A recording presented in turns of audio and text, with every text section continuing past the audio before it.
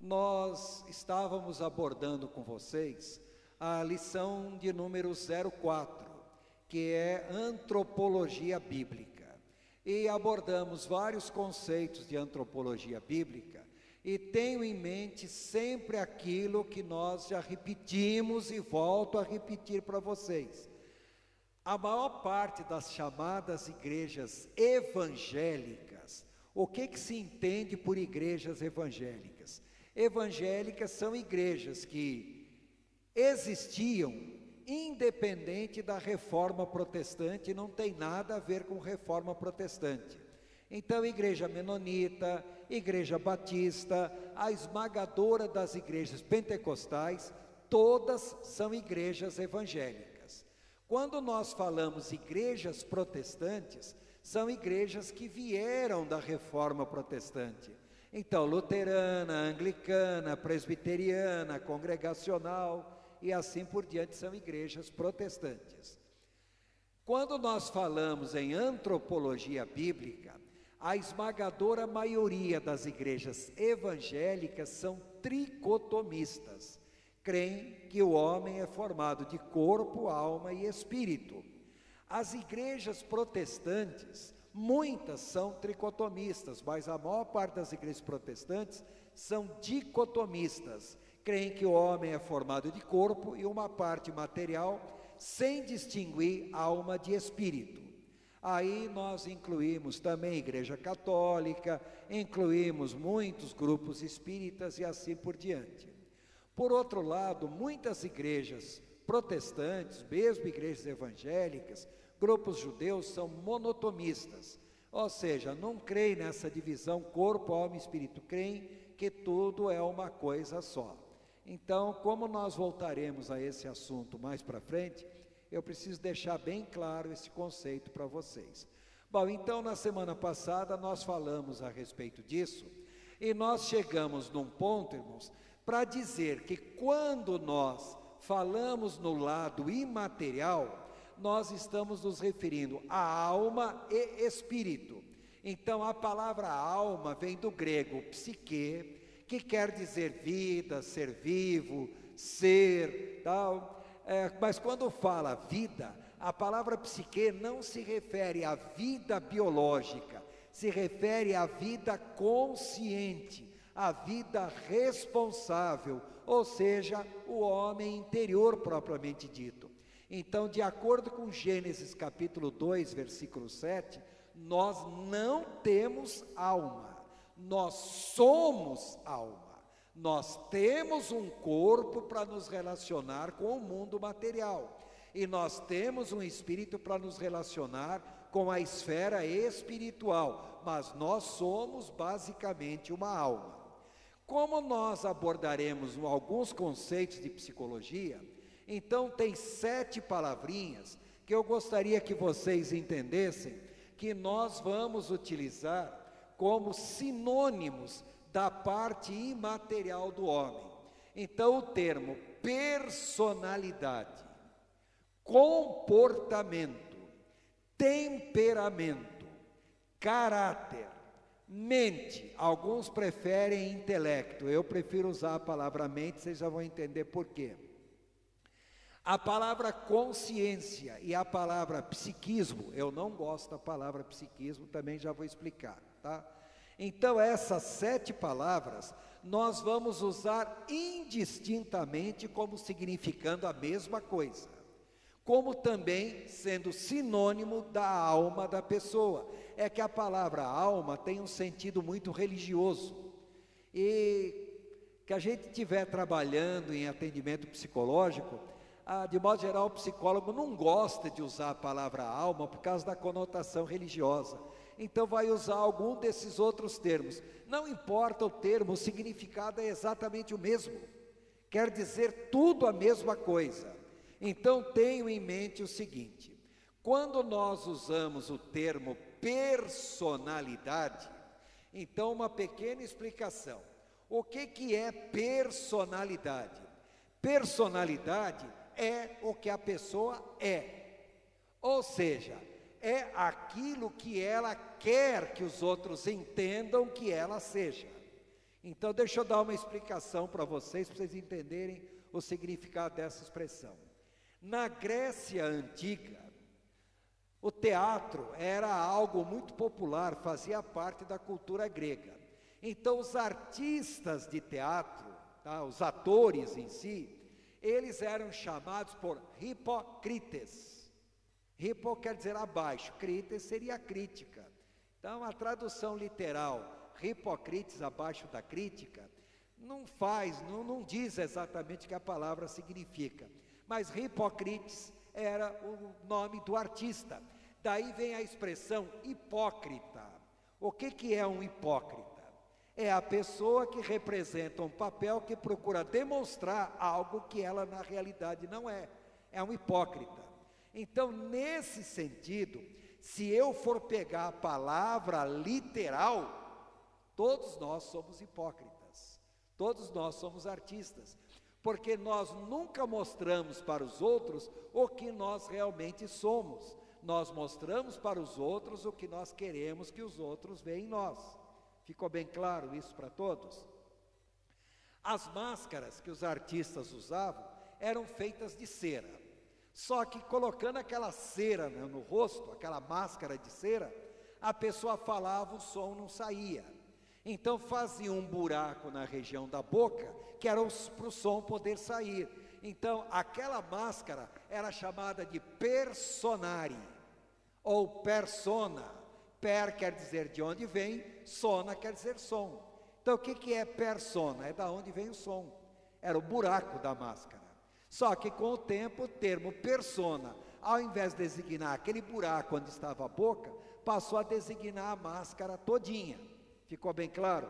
Daí vem o termo persona, personagem, personalidade. Se o artista ia no teatro sem usar máscara, como a máscara era de cera, ele não estava usando máscara, então ele era sinceros, sem cera. Daí vem a expressão sincero. O que é uma pessoa sincera? É a pessoa que não representa o papel.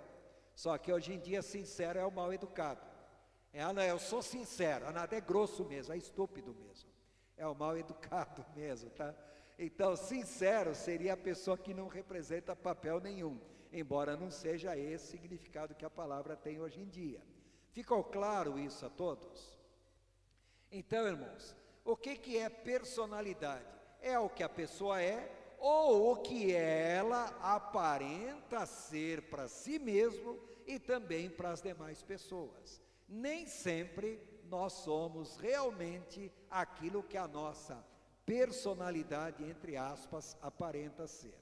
Quando nós falamos personalidade, entendam o seguinte: nós não caímos de paraquedas, nós não descemos do céu e passamos a ser aquilo que nós somos. Ao longo da vida, nós vamos sendo formados, a nossa personalidade vai sendo formada, e na formação da nossa personalidade entram os aspectos biológicos, ou seja, a aparência física, a saúde orgânica, a estrutura neurológica. Está dando reverberação agora no som. Tá? A estrutura neurológica. Então, inicialmente, a criança recém-nascida, ela se orienta mais pelos aspectos biológicos. Ficou claro isso? Logo, logo começam a aparecer os aspectos psíquicos, ou seja, a parte psicológica. Decorem isso. Parte psicológica abrange 5 aspectos: instintos, emoções, percepções ou sentidos, cognições e vontade. Então, quando eu falar em personalidade ou aspectos psicológicos da personalidade, eu sempre estarei me referindo a esses 5 aspectos. Então, decorem quais são os 5 aspectos: instintos, tá? Emoções, sentidos, cognições e vontade. Então, nós vamos repetir muito isso, e eu preciso que vocês decorem essa sequência. Além dos aspectos psicológicos, nós não podemos esquecer também que, na realidade, nós vamos sendo formados. A nossa personalidade, por incrível que pareça, começa a se formar mais ou menos 11 minutos depois que a criança enxergou a luz pela primeira vez. Mais ou menos 11 minutos após o parto. E a nossa personalidade plena só estará formada mesmo por volta dos 35 anos de idade.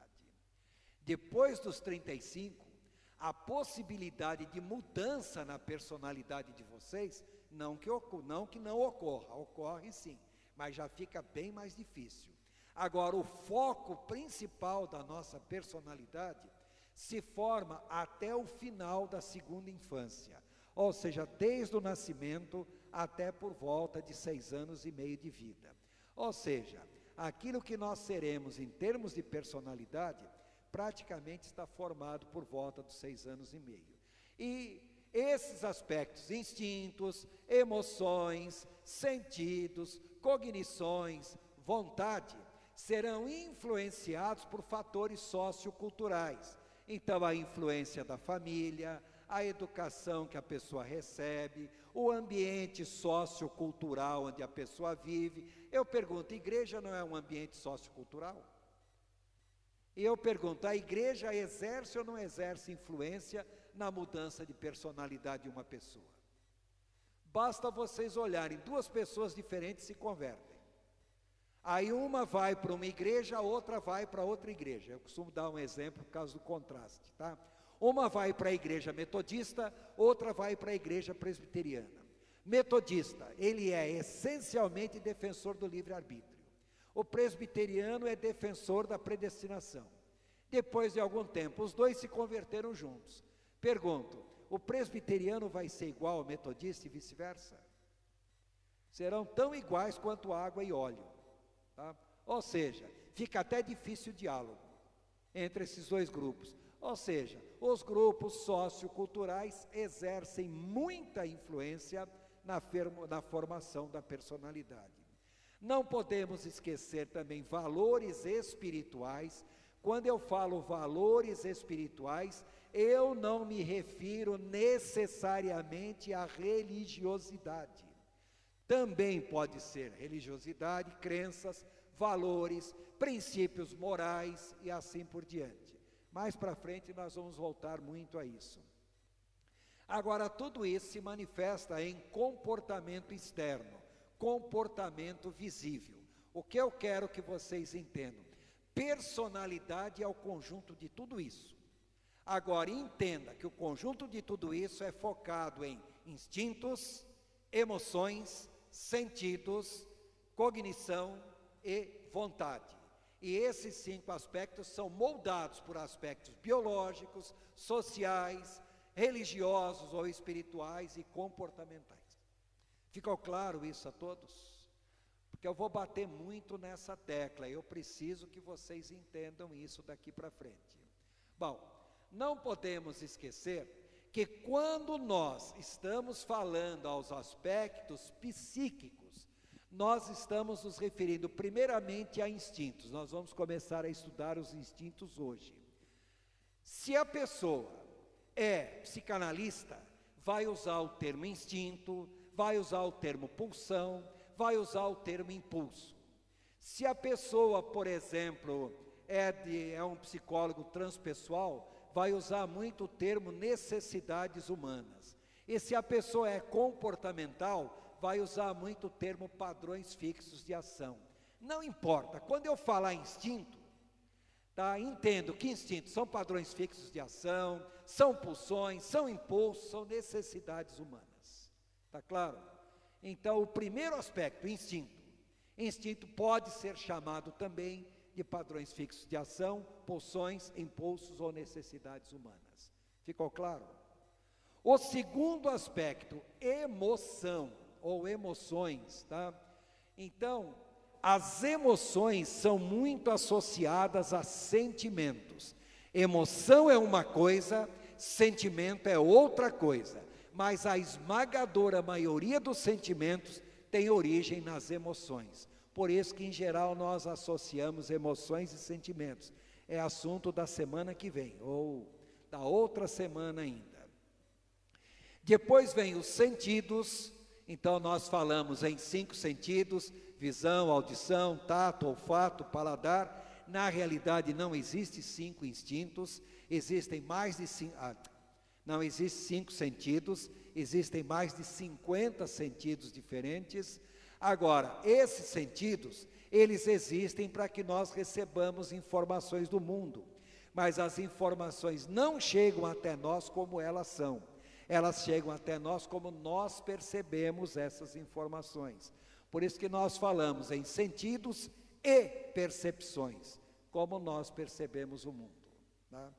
Depois vem a parte cognitiva, ou seja, toda a parte intelectual. A maior parte do nosso intelecto nós adquirimos por conhecimento. Já que é conhecimento, então em latim cognição, quer dizer conhecimento. Ficou claro? Tá? E finalmente vontade. O que é a vontade? É a capacidade de tomar decisões. A vontade depende essencialmente da atitude, motivação, hábitos, ações, reações. Mais tarde vocês vão usar muito uma palavra que talvez vocês nunca tenham ouvido falar na vida, mas é a palavra conação. Tá? Quando nós chegarmos no momento, eu vou querer que vocês aprendam o significado desse termo conação. É o que nós fazemos no culto quando nós fazemos um apelo para alguém aceitar Jesus. É meramente uma conação, tá? Mas isso aí é tudo, são assuntos que nós chegaremos no devido tempo. Ficou claro? Então, repetindo: personalidade. Quais são mesmo os 5 aspectos da personalidade, os 5 aspectos psicológicos?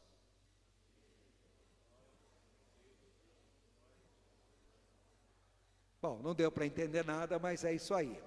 Instintos, emoções, sentidos, cognições e vontade. Agora, mas eu não gosto de usar a palavra instinto, prefiro usar padrões fixos de ação. Não interessa como você quer chamar. O que é importante é que entenda qual o significado. Está claro? Tudo bem? Posso começar a embolar? Bom, além disso, nós temos que lembrar sempre disso, irmãos: a personalidade de uma pessoa. A pessoa já nasce com uma bagagem que vai determinar a sua personalidade.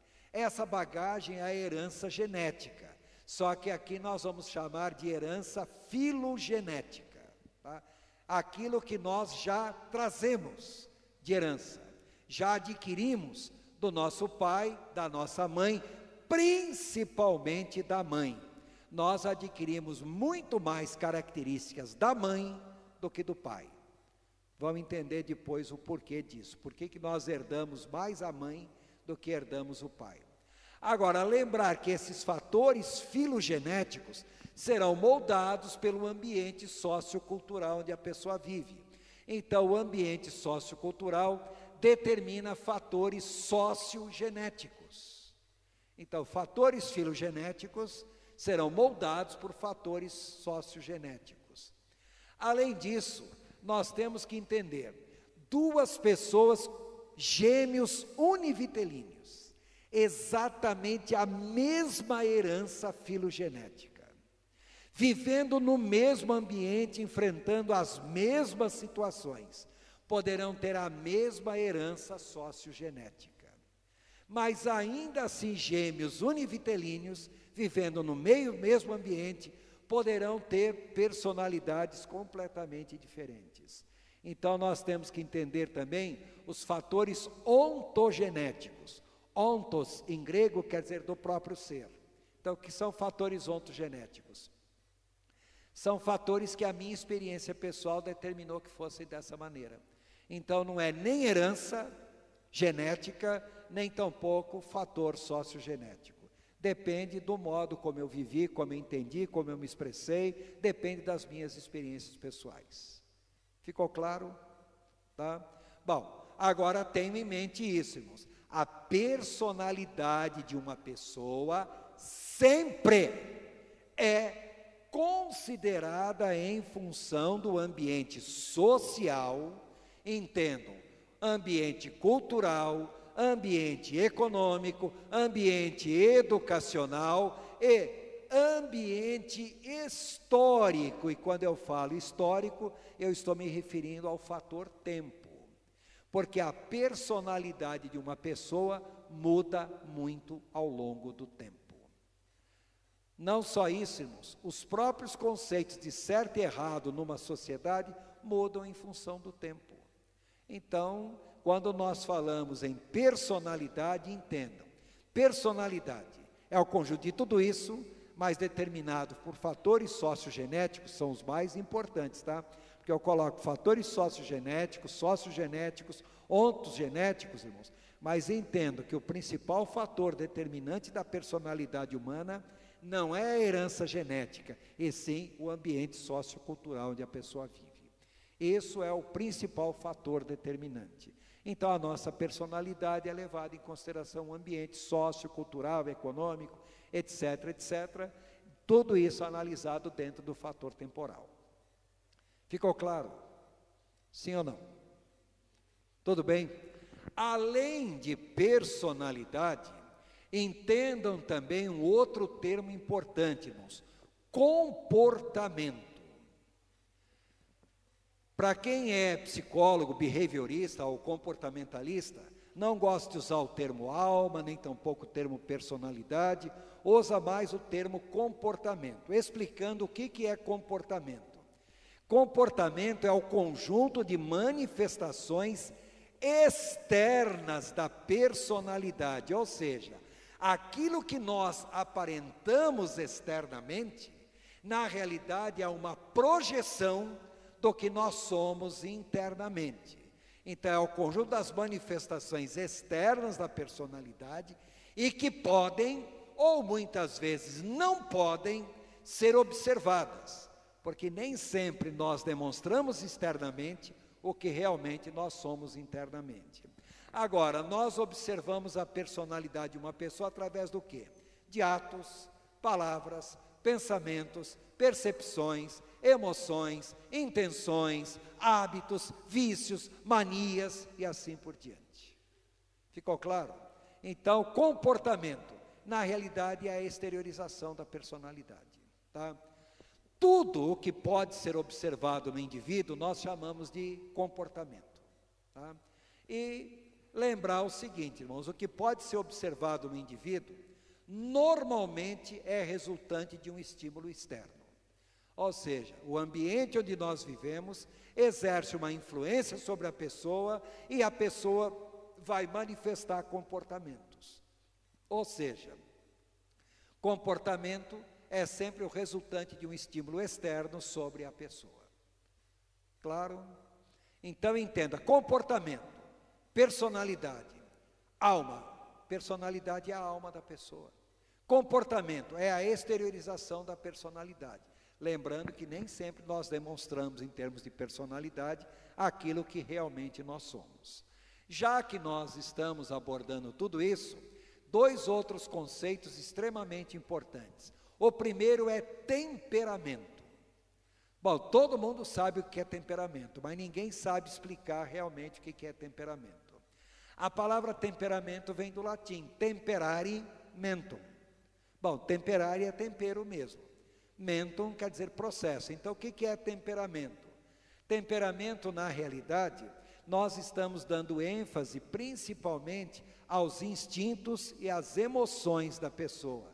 Então, temperamento designa a forma, a intensidade e a rapidez com que as reações emocionais ocorriam e ainda ocorrem. Ou seja, o nosso temperamento nada mais é do que o ambiente exerce uma influência sobre nós, nós vamos reagir a essa influência, nós reagimos principalmente através de emoções e instintos.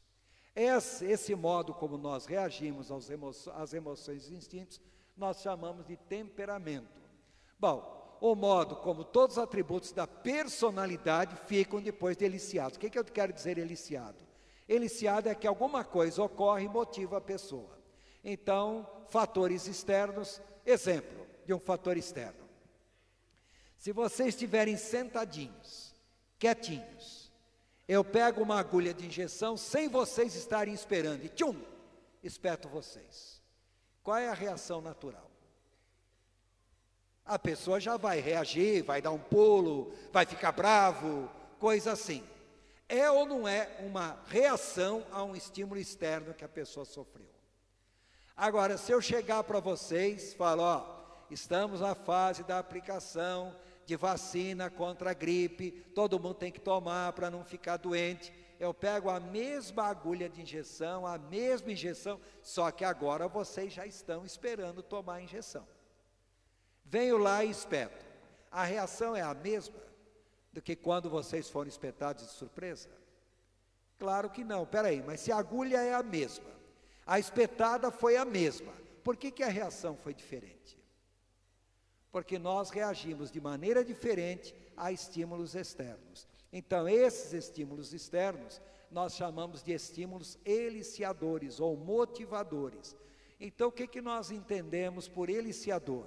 Nós entendemos que a nacionalidade de uma pessoa, o sexo, o nível socioeconômico e cultural, a religião, a idade de uma pessoa, tudo isso daí faz com que vocês mudem o modo de vocês entenderem os ambientes ou os estímulos externos na vida de vocês. Não está dando para acompanhar? E já que nós estamos falando em temperamento, uma outra palavra também muito incomum que nós usamos como sinônimo é a palavra caráter. O que vem a ser caráter? O modo como a pessoa responde aos padrões morais do ambiente social onde ela vive. A palavra moral em latim quer dizer costume. Então, aquilo que é moralmente aceito numa sociedade pode não ser aceito numa outra sociedade. Claro, eu costumo dar um exemplo, irmãos, porque eu senti na pele o que é isso de moralmente aceito ou não. Quando eu era criança, minha mãe adulterou, meu pai se separou da minha mãe, naquela época não existia divórcio, era só desquite, então os dois desquitaram, tá? E eu fiquei com meu pai, meus irmãos ficaram com a minha mãe, e aí a igreja que meu pai congregava naquela época, um pastor desquitado, não sei o quê, mandaram meu pai para a obra missionária. Quer dizer, sei lá se meu pai tinha chamado a missionária ou não. Foram para lá porque a igreja não queria ficar com o pastor desquitado na igreja, ele foi para a obra missionária. Vamos nós, imagine o fim do mundo. Fomos um pouquinho além, tá? Um vilarejo em Mato Grosso, que talvez vocês nunca tenham ouvido falar, Inhoaque, tá? Então nós somos além de Inhoaque, tá? Lá no meio dos índios terenos, Cadiueuas, Kaiowás, era literalmente o fim do mundo. Então imagine, eu saindo de São Paulo, nasci em São Paulo, até então tinha vivido a maior parte da minha vida em São Paulo, entendi que meu pai passou por uma situação de desquite, porque foi traído pela esposa, e vamos nós em Mato Grosso. Chegamos lá no meio dos índios, eu até que gostava, irmãos, por incrível que pareça, eu gostava de ver lá no meio da indiarada. Um dia, nós presenciamos lá, um índio entrou na oca do outro e manteve relações sexuais com a esposa de outro índio. Bom, eu já pensei logo na catástrofe. Já pensei logo, no mínimo, um índio vai ter que ser expulso da tribo. Por quê? Situação que aconteceu com meu pai. Adultério, até então, eu enxergava como sendo um pecado tremendo.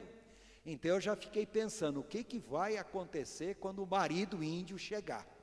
No mínimo vai matar esse outro índio, ideia na minha cabeça. E eu preocupadão, eu falo, poxa, se em São Paulo, que é civilizado, deu um desquite, aqui no meio dos índios vai dar morte. Ideia minha. Dali a pouquinho chega o índio, o marido traído, tá? E a gente esperando uma catástrofe. Não deu meia hora, estavam os dois índios debaixo de uma árvore tomando cachaça. Numa boa.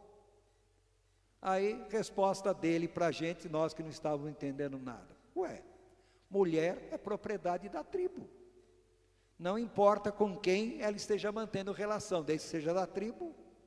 E se ela engravidar, não importa quem é o pai, porque a criança é filho da tribo do mesmo jeito. Espera aí, dá para vocês verem que os princípios de moralidade que eu tinha vindo de São Paulo eram diferentes do princípio de moralidade deles ali? Totalmente diferente.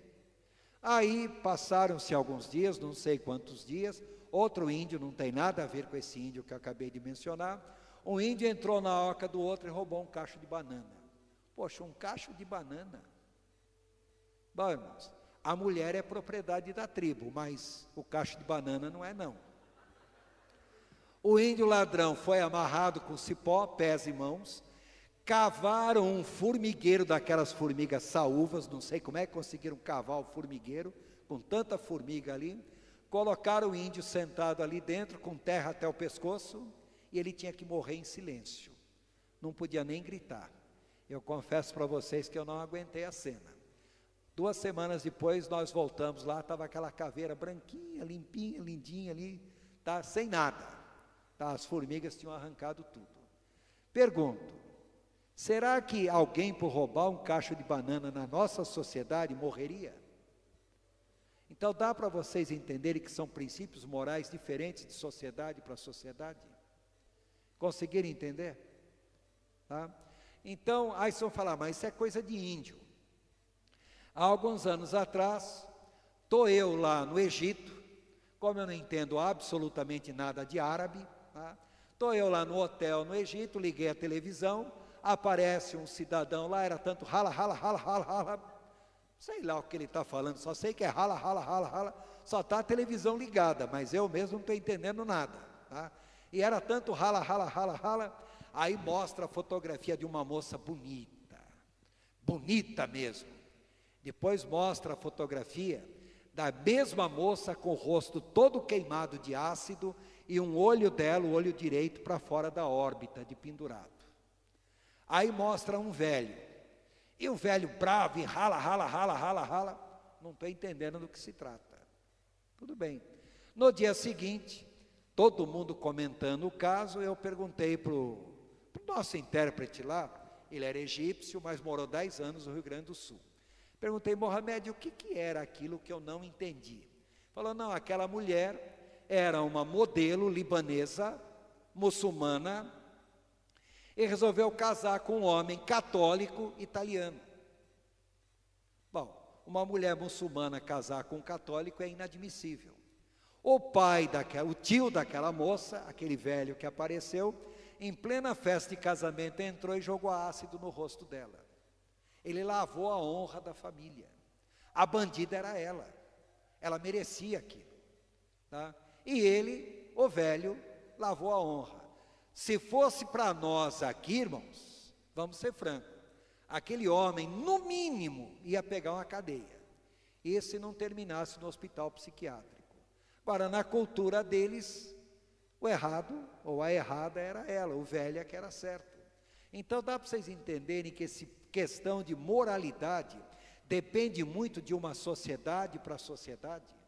Então o que é moralmente aceito num grupo social, pode não ser moralmente aceito no outro grupo social.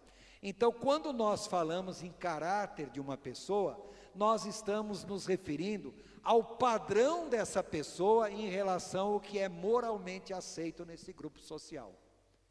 Claro isso?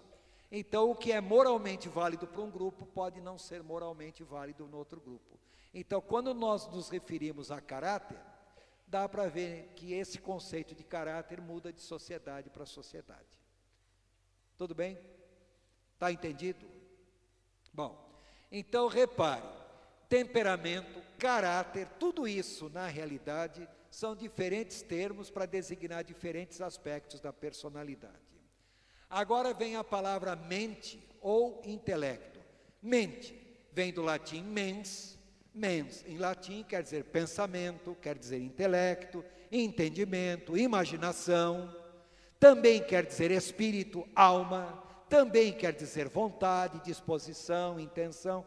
Assim, sempre que eu der o significado de alguma palavra, repare que alguns termos eu separo por vírgula. E outros termos eu separo por ponto e vírgula. Então, quando eu separo por vírgula, eu estou me referindo a termos mais ou menos sinônimos. Quando eu separo por ponto e vírgula, já é um outro grupo de significado. Então, mentes, pensamento, intelecto, entendimento, imaginação, tá? Palavras mais ou menos sinônimas. Quando eu falo espírito e alma, já não são tão sinônimas de intelecto, entendimento, imaginação. Mas na realidade a palavra também abrange isso. Quando eu falo vontade, disposição, intenção, são termos mais ou menos sinônimos. Claro? Então observe, quando eu falo mente, eu me refiro a um conjunto de processos mentais, muitos dos quais são conscientes, a esmagadora minoria, porque a esmagadora maioria do que acontece na nossa cabeça são processos inconscientes. E temos que entender também que nós temos estruturas mentais fixas, muito difíceis de lidar, e nós vamos abordar muito isso no exemplo do apóstolo Paulo, sobre esquemas mentais. Tá? Agora, quando nós falarmos em mente e intelecto, nós vamos ver que o principal fator determinante da nossa mente é a linguagem que nós empregamos. Tá? Por enquanto eu sei que alguma coisa está muito vago na cabeça de vocês, mas daqui a alguns dias não vai estar tão vago assim não.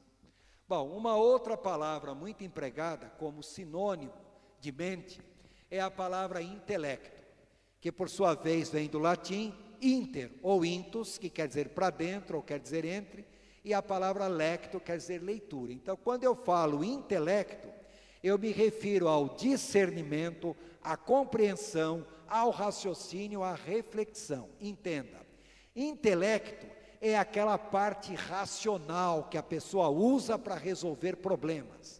A melhor definição de intelecto que existe é a capacidade que a mente tem de interpretar as percepções que recebe de seu meio ambiente, bem como o que ela conhece de si mesmo e resolver um problema proposto. Então, intelecto é a capacidade de resolver problemas. Nem tudo na mente é intelecto. Muita coisa na mente, ou quase tudo na mente, não é intelecto. Então, intelecto é um aspecto da mente, não é a mente. Né? Então, quando nós formos falar sobre os vários processos mentais, vocês vão ver que intelecto faz parte. Intelecto não é a mente é intelecto, tá? Mas intelecto é apenas uma pequena parcelazinha da mente. Bom, não podemos esquecermos que a mente, tá, habita no corpo, mas a mente é distinta do corpo. Lembra quando nós falamos em tricotomia, dicotomia e tomismo?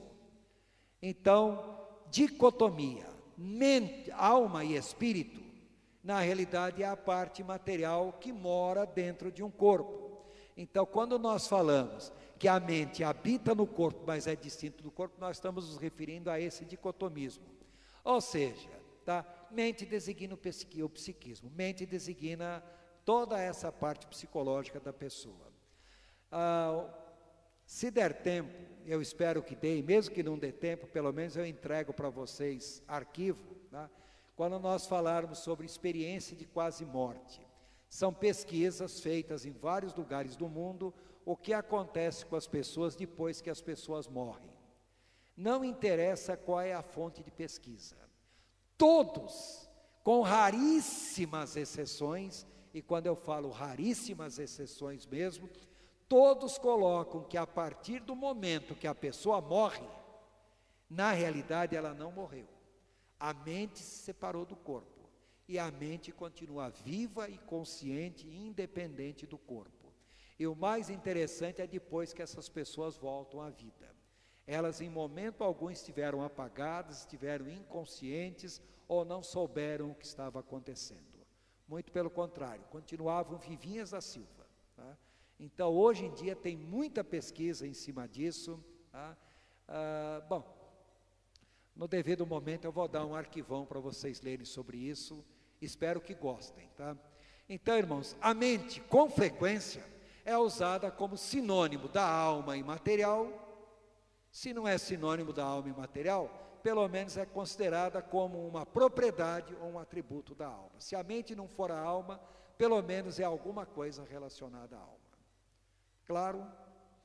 Bom, Além disso tudo, vem agora a palavra consciência.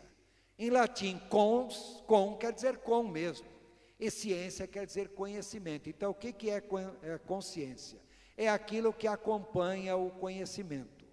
Só que o termo consciência significa a capacidade que a pessoa tem de conhecer e considerar a si mesma, ou seja, a consciência que a pessoa tem de si mesma, a capacidade de saber quem ela é.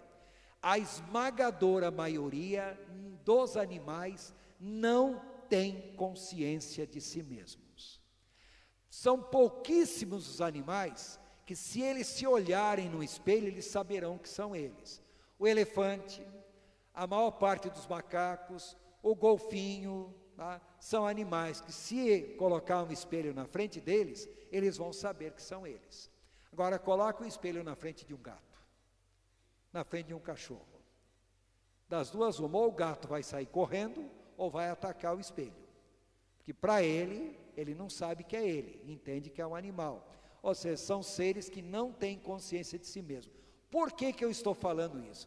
Mais para frente, quando nós formos falar em psicopatologia, nós vamos entender que uma pessoa, quando começa a pirar, a primeira coisa que a pessoa perde é a noção de tempo.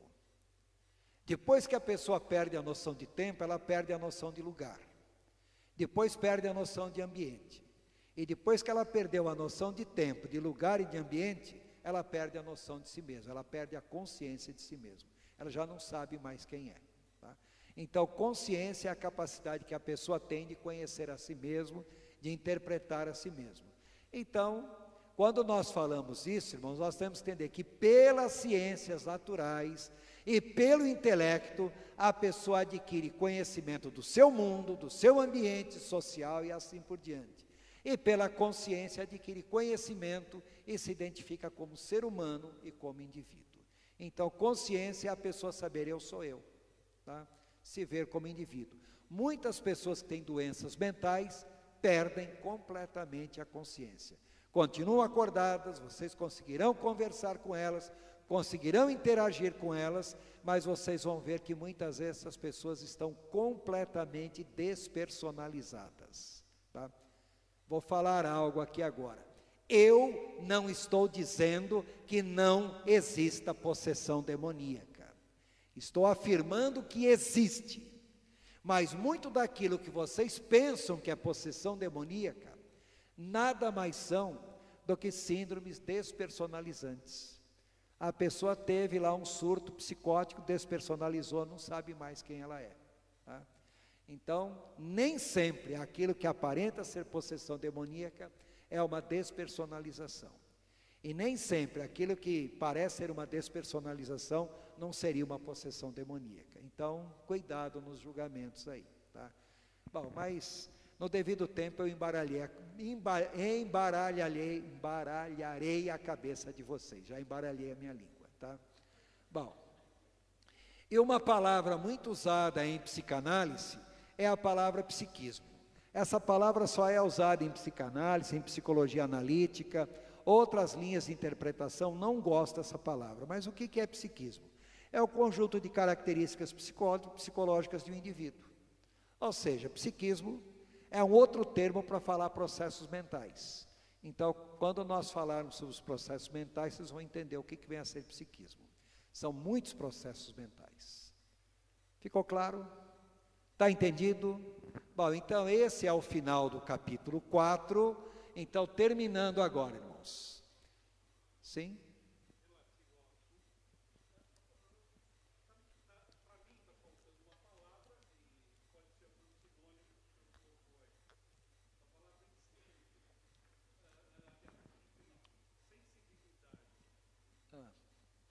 Vamos mudar a palavra sensibilidade para percepção. Então já está aí. E vamos mudar a palavra sensibilidade para intuição. Por que as mulheres são mais sensíveis? Porque as mulheres são muito mais intuitivas do que os homens. Então, nos processos mentais, nós vamos falar sobre intuição.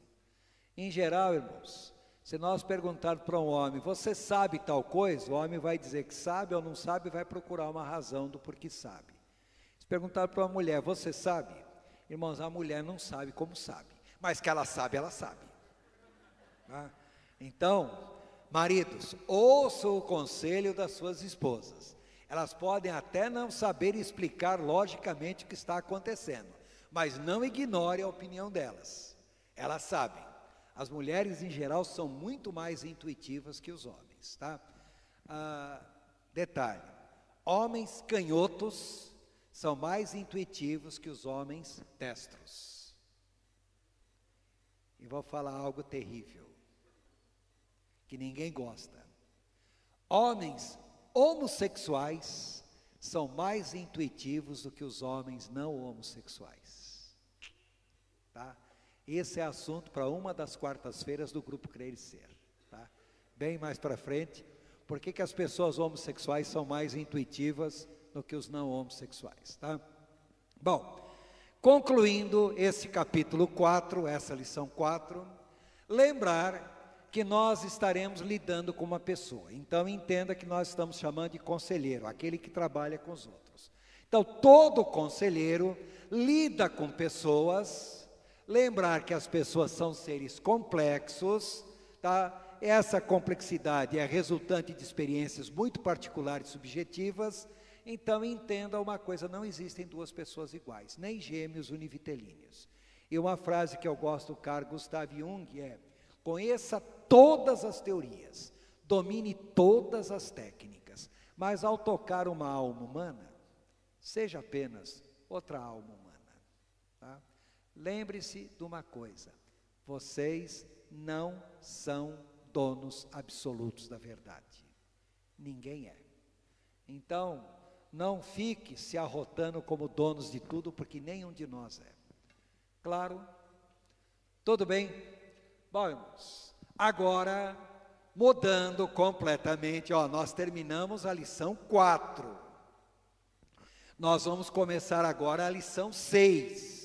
A lição 5 é assunto de aula extra de quinta-feira da semana que vem. Esta quinta agora nós não teremos aula extra. Só na quinta-feira da semana que vem nós vamos abordar a lição 5. Então, quando nós falamos que os aspectos psicológicos ou psíquicos da personalidade humana, e nós falamos que são 5, tá?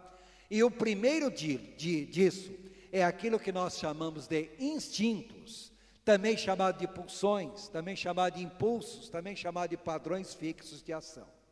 Na realidade, tanto os instintos como as emoções são genericamente chamadas de humor. Então nós entraremos agora no assunto humor.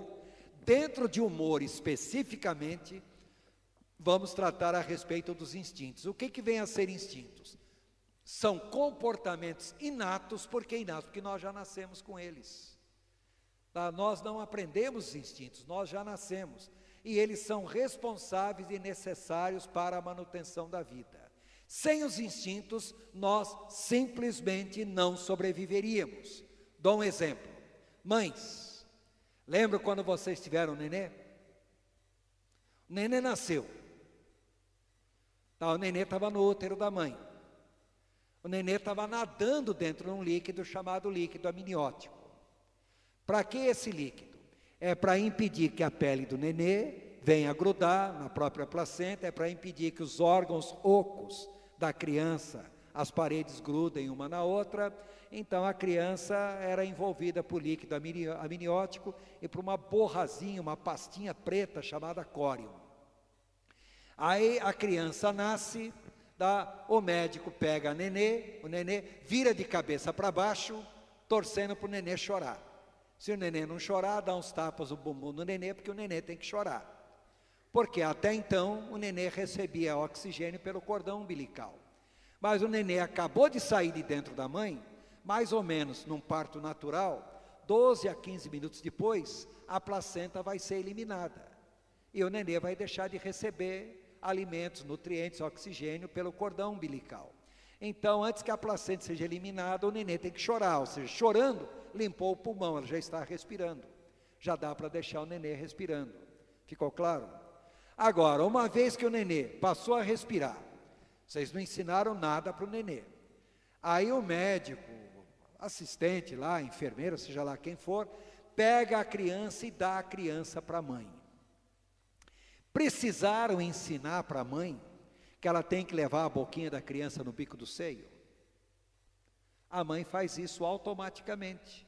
Quem que ensinou a mãe a fazer isso? É um padrão fixo de ação, faz parte de um instinto. Aí tão logo a criança encontra o bico do seio da mãe, o que a criança faz? Chupa. Precisaram ensinar para ela que ela tem que chupar o bico do seio? Não, isso é instinto, é comportamento inato. Ou seja, comportamentos inatos nós já nascemos sabendo fazer, independente de qualquer coisa. Então são comportamentos inatos e responsáveis pela manutenção da vida. Se nós não tivéssemos esses instintos, nós simplesmente não sobreviveríamos. E entendam, cada espécie animal tem instintos que uma outra espécie animal pode não ter. Não se esqueça que nós somos seres humanos, mas nós somos uma espécie animal. Temos instintos que qualquer espécie animal tem, mas nós temos instintos que as outras espécies animais nenhuma tem. Tá? Então, quando nós falamos sobre isso, então vamos pegar alguns conceitos importantes. Uma palavra de Salomão, Provérbios 22, 25. Como a cidade derribada que não tem muro, assim é o homem que não tem domínio próprio. Em outras palavras, precisamos aprender a ter domínio próprio. E Aristóteles foi um filósofo grego, é conhecido como o mais cristão de todos os filósofos pagãos da Grécia. A noção que ele tinha de divindade é algo extremamente importante. Para vocês terem noção, tem um conceito aristotélico na Bíblia, que ninguém sabe que o autor desse conceito é Aristóteles. Quantos de vocês já leram João capítulo 1, versículo 1? Conhece o versículo de cor? No princípio era o verbo, e o verbo estava com Deus, e o verbo era Deus. No princípio era o verbo, autor Aristóteles. Essa frase não é de João, é de Aristóteles. E o verbo estava com Deus. Essa frase não é nem de Aristóteles e nem de João. Essa frase é de um filósofo grego, judeu, chamado Filo de Alexandria. Agora, quando coloca o verbo era Deus, bom, está aí, a autoria é João. Tá? Então, no princípio era o verbo Aristóteles. E o verbo estava com Deus, Filo de Alexandria. E o verbo era Deus, João, apóstolo João. Tá? Então, porque João escreveu isso, João não escreveu isso, João só está compilando a opinião de outros. Tá? Então, irmãos, Aristóteles, ele diz, considera mais valente aquele que vence seus desejos, entendam, instintos, sentidos, emoções, etc., do que aquele que vence seus inimigos, pois a vitória mais difícil é a vitória sobre si mesmo. Irmãos, todos vocês que estão aqui, sem exceção, vocês têm ou não têm algum vício, mania, algum hábito, alguma coisa que vocês caem em algum momento? Ou vocês são perfeitos, não tem erro nenhum? Tá? Então, irmãos, tem coisas da gente que é muito difícil nós superarmos. Então, Aristóteles, ele coloca assim, tem coisa em nós que vencer isso é extremamente difícil. E nós vamos ver o quanto é difícil, principalmente, quanto mais inconsciente for a coisa, mais difícil é nós vencermos essa coisa. E eu estou me referindo basicamente a instintos. Então, observem aqui esse pequeno gráfico, irmãos. Eu coloco ali componentes psicológicos da personalidade. Nós já sabemos quais são os componentes psicológicos da personalidade. A base de todos os componentes psicológicos, irmãos, são os instintos, impulsos, pulsões, padrões fixos de ação. Em cima disso tudo, nós vamos encontrar as emoções e sentimentos. Lembrando que instintos, emoções e sentimentos são genericamente chamados de humores ou afetos. Em cima disso tudo, nós temos os sentidos e as percepções. Em cima disso tudo, nós temos o intelecto e as cognições. E em cima disso tudo, nós temos a vontade, ou seja, atitudes, motivações, hábitos, vícios, manias, etc, etc, etc. O que eu quero que vocês entendam é o seguinte: nós vivemos 24 horas por dia para satisfazer os nossos instintos. Só que é a vontade que decide como, quando nós vamos satisfazer os instintos. E a vontade para satisfazer os instintos faz uso do intelecto, dos sentidos, das emoções. Tá? Em outras palavras, tudo em nós, na realidade, é um comportamento instintivo. Trocando isso numa palavra simples, o nosso lado animal fala mais forte em nós do que nós possamos imaginar. E é isso que nós estaremos abordando agora. Então, quando eu falo a palavra humor, a palavra humor vem do latim humore, que literalmente quer dizer líquido. Por quê? Antigamente na Grécia e em Roma, eles acreditavam que o temperamento de uma pessoa era determinado pelo tempero, pelo equilíbrio, pela mistura dos vários humores ou líquidos que constituíam o organismo. Então, tanto os gregos como os romanos, eles separavam esses vários líquidos em 4 grupos. E daí nasceu a teoria dos 4 temperamentos de Hipócrates. Quantos de vocês já estudaram sobre temperamentos transformados de Tim LaHaye? Estudaram? Irmãos, eu sinto vergonha de dizer que eu já dei estudo sobre isso na igreja. Isso não tem nada de científico. É astrologia pura e simples. Só não estamos falando os signos dos zodíacos. Mas esses temperamentos transformados em Tim LaHaye, irmãos, é astrologia pura e simples. Então entendo, para os gregos, para os romanos, olhem ali, o líquido mais abundante no corpo humano é o sangue. Então eles falavam que algumas pessoas são dominadas pelo sangue, então são chamadas pessoas de temperamento sanguíneo. Característica da pessoa de temperamento sanguíneo é que é alegre, extrovertida, otimista, social, brincalhão e assim por diante. Além disso, existe a bile amarela. Bom, não existe bile amarela. Quem já viu a bile, a vesícula biliar, sabe que ali é a mistura de um líquidozinho verde amarelado, chamado biliverdina. Na realidade, ela não é nem verde nem amarela, é uma cor limão, amarelo-limão, tá? Quando eu era criança, irmãos, eu gostava de dessecar animais, tá? Esse é o meu lado sádico da coisa. Abri muito barriga de coelho para ver como que era por dentro, tá? Tenho vontade até de fazer isso uma vez com o cachorro que eu tinha em casa, coitado do bichinho. Deu dó dele, irmãos, ainda bem que ele foi mais esperto que eu, tá? Mas o gato não escapou de mim não, tá? Vamos. Então a bile amarela, de acordo com a teoria deles, caracteriza o comportamento colérico. É aquela pessoa que é enérgica, irritável, mandona, é a líder por natureza. Tá?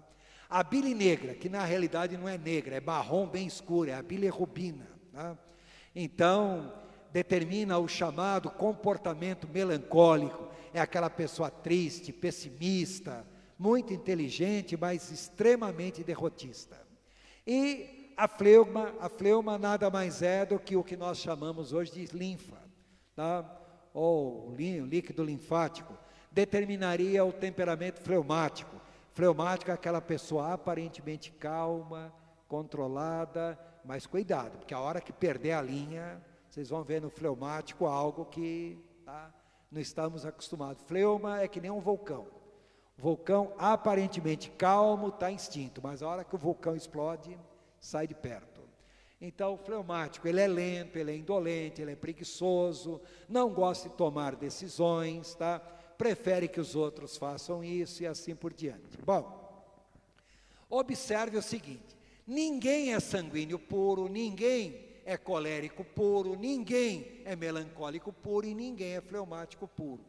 Então, uma pessoa pode ser essencialmente sanguíneo, mas ser um sanguíneo colérico, um sanguíneo melancólico, um sanguíneo fleumático. Então, observe que já temos 3 aí: sanguíneo colérico, sanguíneo melancólico, sanguíneo, fleumático. Ou a pessoa pode ser colérico, sanguíneo, colérico, melancólico, colérico, fleumático. Temos mais 3. Ou a pessoa pode ser melancólico, sanguíneo, melancólico, colérico, melancólico, fleumático. Mais 3. Ou a pessoa pode ser fleumático, sanguíneo, fleumático, melancólico, fleumático, colérico. Mais 3. Dá um total de quantas combinações diferentes? 12. São os 12 signos do zodíaco. Está claro? Então, essa combinação desses temperamentos, irmãos, não tem nada de científico. É astrologia pura e simples. Tá? Mas esse conceito predominou durante muitos anos. Hoje em dia, nós olhamos para trás e falamos, poxa, isso tudo é balela, mas por incrível que pareça, tem uma certa fundamentação. Mas a maior parte disso aí é astrologia pura e simples. Claro? Bom, esse assunto nós vamos abordar bem posteriormente. O que eu quero no momento é que vocês entendam isso. Quando nós falamos em humores e temperamentos, então entenda, humor abrange instinto, abrange emoções, tal, tá? Na realidade, humor são processos mentais. Mas são processos mentais não necessariamente conscientes. Nós não temos consciência pura dos nossos instintos, nós não temos nem consciência pura das nossas emoções. Então, são processos mentais, sim, mas a maior parte deles inconsciente. Só que esses processos mentais determinam as nossas estruturas internas, os nossos esquemas mentais.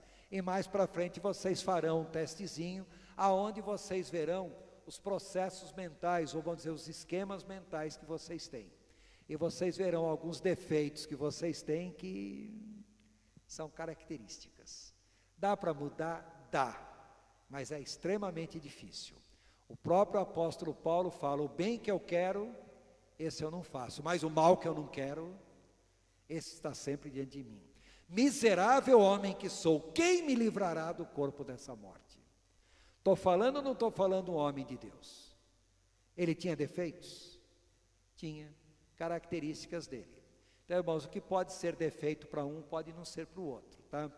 A minha esposa diz que eu tenho um defeito muito grave, eu sou muito na minha, eu não manifesto emoções com os outros. Eu falo, é um defeito grave, é gravíssimo, mas eu gosto disso, irmãos, é um defeito que eu não quero mudar, tá? Então, eu prefiro ser assim.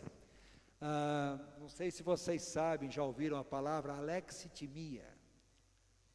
Alexitimia é a pessoa que tem dificuldade de manifestar emoções. Então, eu sou um alexitímico assumido. Eu tenho essa dificuldade e não quero mudar.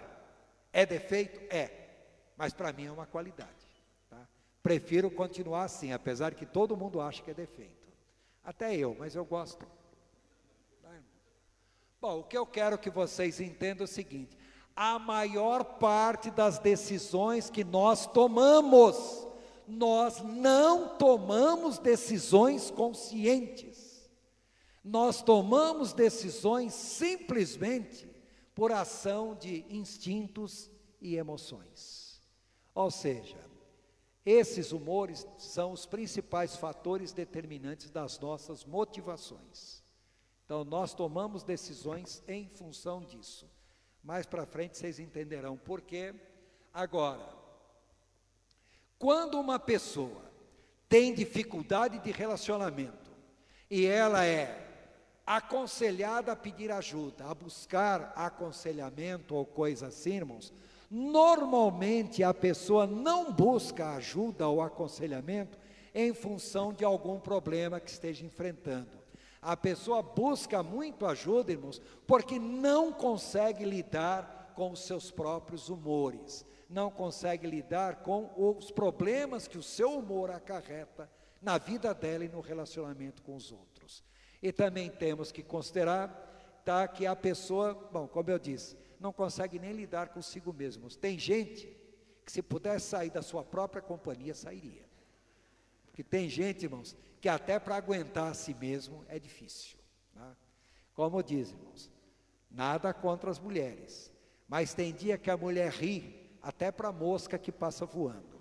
E tem dia que é melhor a mosca não voar por perto não, porque vai ser fulminada. A gente brinca assim com mulher, irmão, mas não, isso vale para qualquer pessoa, tá? Tudo bem? Diz que tem mulher que tem TPM e tem mulher que tem TPM. É tensão pré e pós-menstrual. Então, né? Bom, aí a mulherada que entra na menopausa fala, já passei disso, passou nada, pode ter outros problemas decorrentes, tá? Tudo bem? Podemos começar? Então, irmãos, vamos falar então sobre os instintos. Lembrar que instintos fazem parte do humor. Então, quando nós falamos instintos, já tem em mente pulsões, impulsos, padrões fixos de ação, tudo a mesma coisa, tá? São palavras diferentes para designar exatamente a mesma coisa. A palavra instinto vem do latim instinctus, in quer dizer para dentro ou em, e a palavra extingere quer dizer fincar, espetar, agulhar, impulsionar, empurrar. Então o que é instinto? É aquele empurrão, aquele aguilhão que a gente tem dentro. Já viram o boiadeiro quando usa o aguilhão?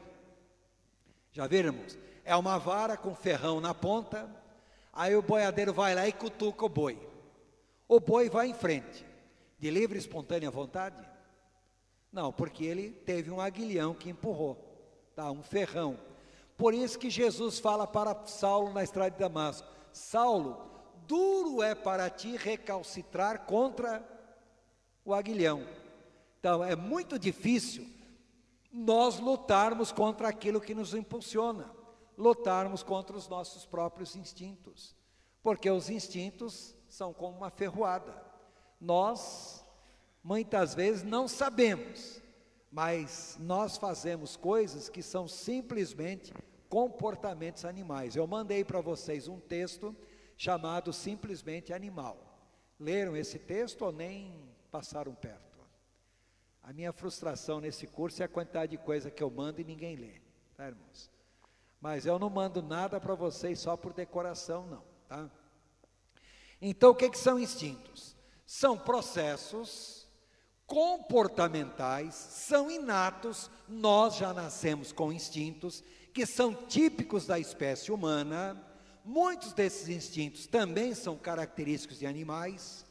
Tem instintos que os animais têm que nós não temos, e tem instintos que nós temos que os animais não têm. A finalidade dos instintos é manter vocês vivos. Se não fossem os instintos, nós simplesmente morreríamos. Então, por exemplo, instinto de alimentação. Vocês comem se estão com fome e não comem também se estão com fome. Está claro? Não é o normal vocês comerem quando estão com fome? É o normal, mas é o errado. Nós não deveríamos comer quando estamos com fome. Nós deveríamos comer para não sentir fome. É comer em períodos determinados, de tal maneira que nós não chegássemos a sentir fome. Porque quando nós estamos com fome, nós comemos rápido e comemos descontroladamente. Se comemos rápido, o nosso organismo leva mais ou menos uns 15 minutos para o hipotálamo receber a informação que nós estamos comendo. Se nós estamos comendo rápido, comemos muita coisa e o hipotálamo vai demorar para perceber que nós estamos saciados e continuamos comendo. Quando o hipotálamo sinalizar está saciado, a pessoa já está empanturrada, já comeu demais.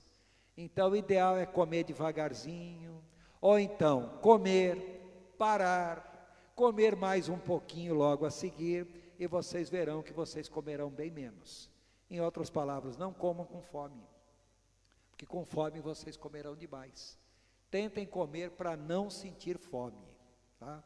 Então algumas pessoas têm verdadeira compulsão por comida, tá? Eu, hoje não, mas eu atendi muitas pessoas que iam fazer cirurgia bariátrica. E antigamente as pessoas faziam cirurgia bariátrica sem acompanhamento psicológico. Então a pessoa ia no médico, o médico chegava lá, cortava uma parte do estômago da pessoa, só que a pessoa não tinha aprendido antes a lidar, que agora ia ter que comer menos. E depois a pessoa comia. Eu tinha uma colega, hoje ela é psicóloga, mas na época não era, tá? Era funcionária da Embraer.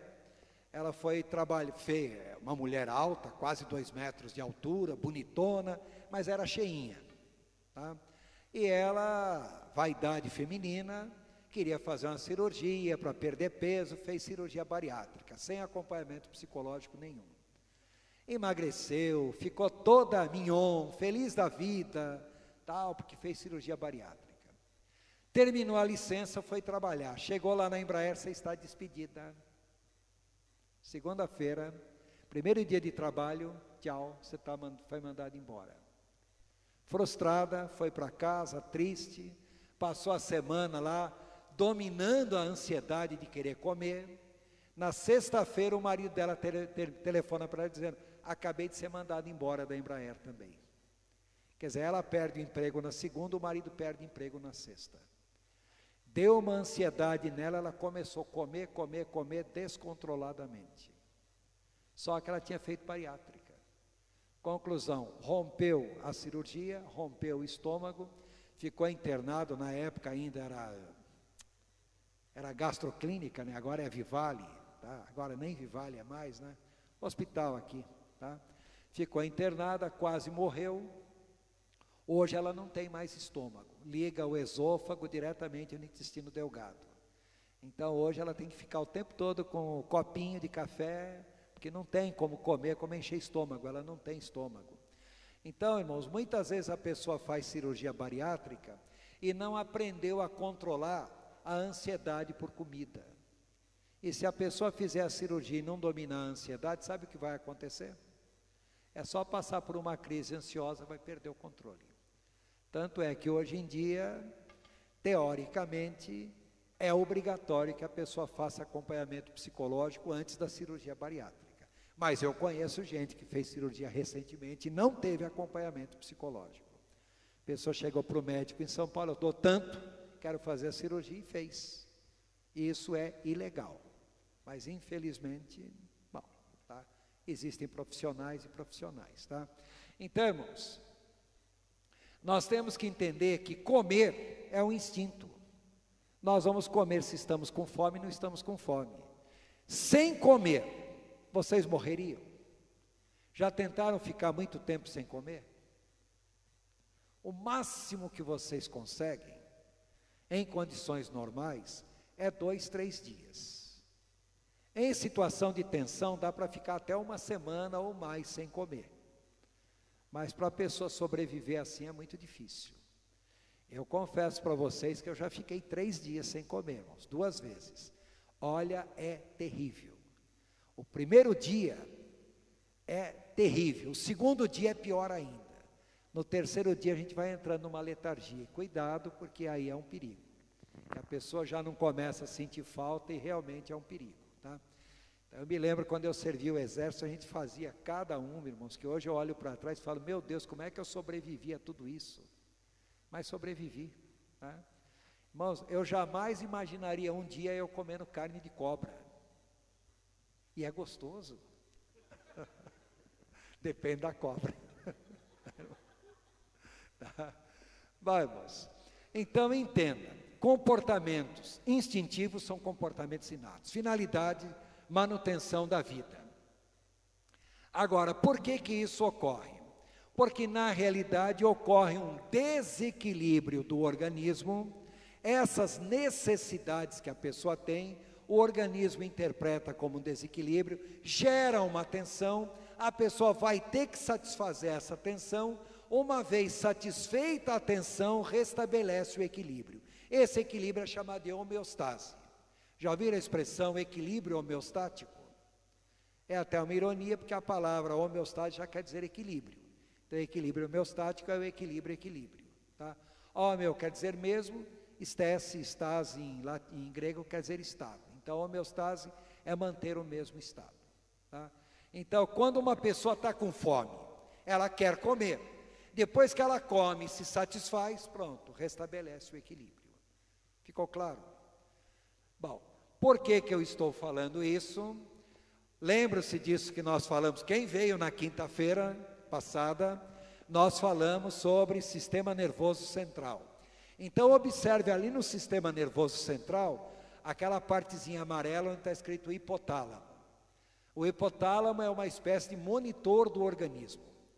24 horas por dia ele está monitorando o sangue e o líquido céfalo-raquidiano de vocês. Se o sangue de vocês tiver uma alteração de acidez, ele entende que tem que acelerar a respiração de vocês. Faltou glicose, ele entende que vocês devem comer, então ele dá aquela sensação de fome no estômago. Está o sangue muito denso, ele entende que vocês estão com sede, então tem que beber água. Então, quem provoca tudo isso em vocês é o hipotálamo. Agora, o ideal seria que nós mantivéssemos o hipotálamo sob controle. O hipotálamo não busca a condição ideal do organismo. Ele busca a condição que nós estamos habituados. Então, uma pessoa pode viver a vida toda sem comer açúcar. Só que a pessoa se habitua a comer doce. O hipotálamo entende aquele doce. O dia que a pessoa não come doce, o que o hipotálamo vai fazer? Dá aquela ansiedade por doce. Vocês conseguiriam viver a vida toda sem usar droga. Só que se vocês usam droga, o dia que deixar de usar, o hipotálamo entende que precisa disso. Está claro? Então, aonde vocês veem ali hipotálamo, e olhem onde vocês veem também escrito mesencéfalo, tá? Estão observando à direita do hipotálamo? Essa área todinha é a área de controle dos nossos instintos. Não somente o mesencéfalo, mas também, irmãos, aquela parte onde está escrito ponte de Varolli, o bulbo raquidiano, tudo isso daí é conhecido como cérebro reptiliano, porque os répteis também têm essas estruturas e são responsáveis pela manutenção da vida. Então, tudo está concentrado nisso. Agora, dá para vocês verem ali, onde está escrito mesencéfalo, tá? É que eu não coloquei aí, tem uma partezinha do mesencéfalo chamado SARA, tá? Que é o sistema reticular ascendente. Já ouviram falar em hipnose? Quando uma pessoa é hipnotizada, na realidade o objetivo é neutralizar essa área. A pessoa hipnotizada não perde a consciência. Ela perde o controle dos seus próprios, dessa área responsável pelo comportamento instintivo. Eu tinha uma tia, ela já faleceu, ela teve câncer de seio, fez 14 cirurgias. Tirou um seio, um pedaço do seio, depois tirou outro pedaço, e outro, e outro, e outro. Chegou num ponto que ela teve que tirar a musculatura do peito, a pele ficou assentada diretamente em cima de ossos. Quando ela foi fazer a última cirurgia, o médico estava preocupado, porque ela não conseguia ser anestesiada, tamanha a dor, o sofrimento que ela teve. Veja bem, médico, oncologista, cirurgião, iam operar a minha tia. Na sala de cirurgia, entrou um dentista. Mas o dentista era o quê? O dentista era hipnólogo, era hipnotizador. A minha tia foi hipnotizada porque a anestesia não fazia efeito. E ela conseguiu fazer a cirurgia, tá? Só por hipnose. Detalhe, o sofrimento era tão grande que quando o médico falou, tem que fazer mais uma cirurgia, ela pediu, pelo amor de Deus, me deixem morrer. Eu não aguento mais. Ela recusou fazer a última cirurgia e morreu, tá? De câncer, metástase, câncer generalizado, tá? Bom, o que eu quero que vocês entendam, irmãos, que os instintos falam mais fortes do que a gente. E lutar contra os instintos é uma tarefa praticamente impossível. Quando nós falamos em instintos, atenção, nós dividimos os instintos em 5 grupos. O primeiro grupo nós chamamos de necessidades fisiológicas básicas. Tanto o ser humano como qualquer animal tem essas mesmas necessidades fisiológicas básicas. Todos nós sentimos necessidade de respirar, sede, fome, calor, conforto físico, sentimos necessidade de alguma forma de atividade física, de descanso, de sono, sexo como forma de equilíbrio interno e reprodução. Bom, para quem não entendeu, tudo isso aí são atividades controladas pelo hipotálamo. São necessidades fisiológicas básicas. uma pausa para explicar um conceito extremamente importante para vocês. Quando nós falamos a palavra sexo, primeira coisa que vem na cabeça da pessoa, reprodução. Segunda coisa, prazer. Terceira coisa, sacanagem. Sexo é reprodução? É. Sexo é prazer? É. Sexo pode ser sacanagem? Pode. Sexo é só isso? Não. A palavra sexo vem do latim sexu, que quer dizer natureza, que por sua vez vem do latim primitivo secare, quer dizer dividir ou separar. Sexo é separar homens e mulheres. Então, quando nós falamos sexo, só existe dois sexos, o homem e a mulher. Não existe terceiro, quarto, quinto sexo aí, como hoje em dia se cria, não. Está claro? Quando nós falamos em relação sexual, é uma relação entre um homem e uma mulher. Uma relação entre dois homens, por definição, pode ser chamada de qualquer coisa, menos de relação sexual. Uma relação entre duas mulheres pode ser chamada de qualquer coisa, menos relação sexual. Porque a palavra secare quer dizer necessariamente homem e mulher. Então, relação sexual é entre um homem e uma mulher.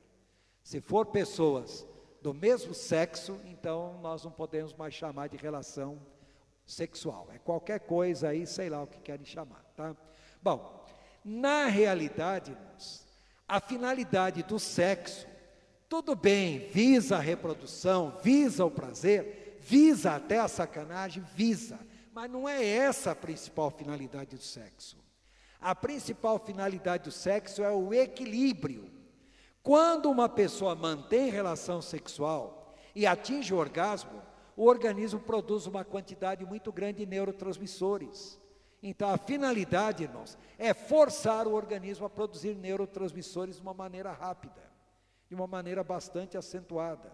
Ou seja, o sexo visa o equilíbrio, não necessariamente a reprodução, o prazer, ou seja lá o que for, tá?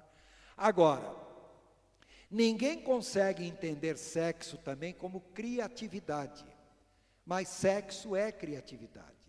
Aí uma pessoa, por exemplo, ela se envolve em alguma atividade e deixa de praticar o ato sexual. A pessoa fala, poxa, está tão ocupado que esqueceu de praticar o sexo. O que a pessoa não consegue entender que sexo quer dizer criatividade. E muitas vezes a sexualidade de uma pessoa é desviada para aquela atividade criativa. Então, um artista tão envolvido na sua obra criadora, há um cientista tão envolvido na sua pesquisa, um crente tão envolvido na sua oração, meditação e busca do Senhor. Não está praticando sexo? Está sim. Essa forma de sexo desviou a sua sexualidade para a criatividade. Ficou entendido isso? É só uma pessoa chegar e falar, vou tirar aí um dia de jejum e oração. Já fizeram isso, principalmente homens? Ou, vou ficar 2 dias em jejum e oração. Aí a pessoa chega para mim lá na clínica e fala, pastor, eu resolvi tirar jejum e oração, 1, 2 dias, aí que eu começo a ter cada sonho durante a noite. Alguns até chegam e falam, chego até a ejacular, estou em pecado? Eu falo, sinto muito informar, meu irmão, isso aconteceu com você, porque você é uma pessoa perfeitamente normal. Tá? O que a pessoa não consegue entender, que na realidade a sexualidade da pessoa pode ser desviada para alguma outra coisa. Espera aí, eu já vou voltar a esse assunto, vocês vão entender melhor, tá? Então, necessidades fisiológicas básicas. Não só o ser humano, como qualquer animal tem essas necessidades fisiológicas básicas. Claro, além das necessidades fisiológicas básicas, existem as chamadas necessidades de segurança.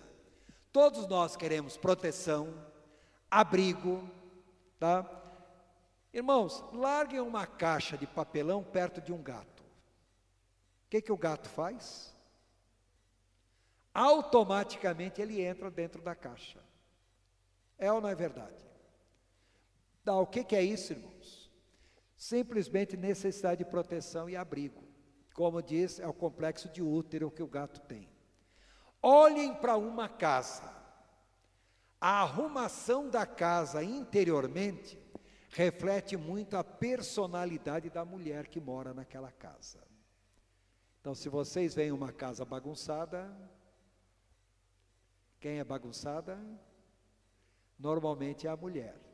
Se a casa é toda arrumadinha, cuidado com essa mulher, tá? Porque casa toda arrumadinha, essa mulher deve ser um parto para aguentar. Tá? Olhem a parte externa de uma casa. Normalmente reflete muito a personalidade do homem. Então, quando eu construí minha casa, eu construí muro de 2 metros de altura, tá? Arame farpado, ou arame, depois cerca elétrica, né? E portão totalmente fechado. Quem passa na rua, o portão da minha casa é da minha casa, não a casa que eu moro hoje, a casa que eu construí. Portão totalmente fechado, e a pessoa fala, por que isso? Eu falo, porque eu sou fechado. Tá? É muito o meu jeito de ser, sou trancado de todos os lados. Tá? Ou seja, a parte externa da casa reflete muito o homem, nem sempre, existem exceções. Tá? Agora entenda, quando eu falo necessidade de segurança, tem as seguranças primárias, proteção e abrigo. A segurança secundária, nós trabalhamos por quê? Em primeiro, porque nós precisamos comer, beber, dormir, vestir, só tem um jeito de conseguir dinheiro, é trabalhando ou roubando, tá? Também nós procuramos ter segurança dos nossos bens, tem coisa que nós não abrimos mão de coisa nenhuma na vida da gente. Irmão, se tem uma coisa que eu tenho ciúme, eu tenho uma dificuldade de abrir mão, irmãos, dos meus livros. Acho que eu tenho mais ciúme dos meus livros do que de roupa ou coisa assim, tá?